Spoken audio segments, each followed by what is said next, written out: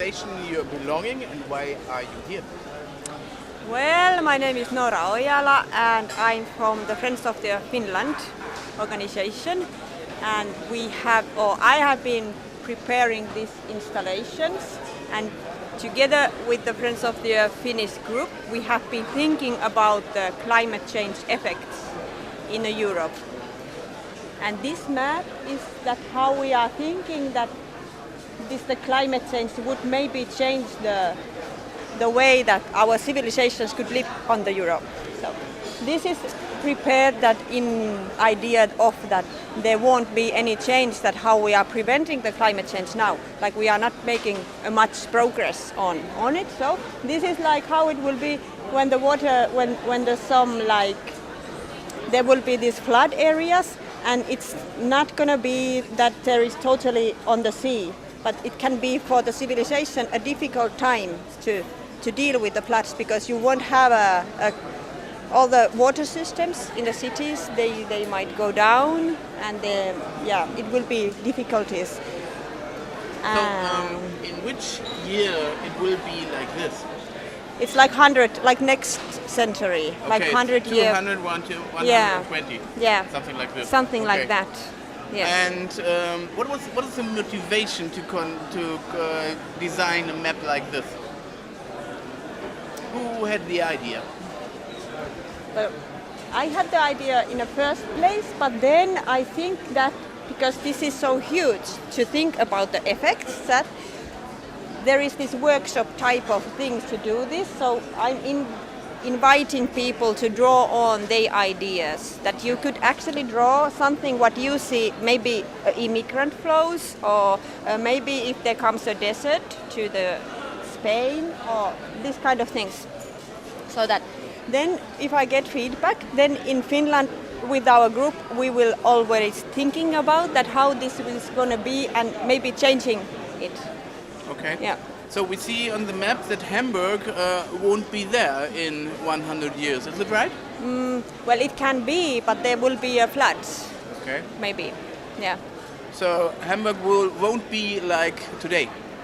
That's for sure. No, not like today. Or then we were also thinking that Netherlands is maybe the best in the world to build up dams and kind of water pumping systems.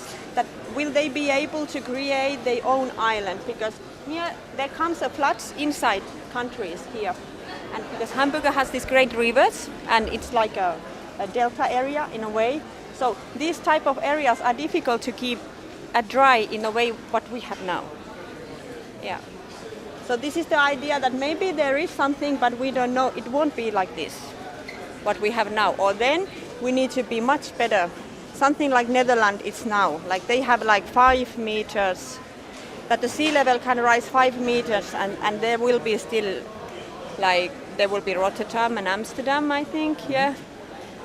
But none of the other cities, they don't have anything like that, what the Amsterdam and Rotterdam has, or the Den Haag. So it's like London, for example, is also pretty much lower land. Do you think that the politicians of these 20 governments do enough to prevent this situation? Maybe they don't think enough that what it's going to be. I think how dependent we are from electricity, for example. We know that in Finland very well, because the winters are so long and it will be so high temperatures that you won't be able to stay outside. Like you cannot, if there comes an immigration, something like flooding, for example, you cannot be in a tent. Maybe that there is like these risks in northern part. So I think maybe you think more that what are you dependent on? You are dependent on electricity, and how fast you can get rid of electricity if there comes like a major flood. Or what is your message for the G20 summit in these days in Hamburg?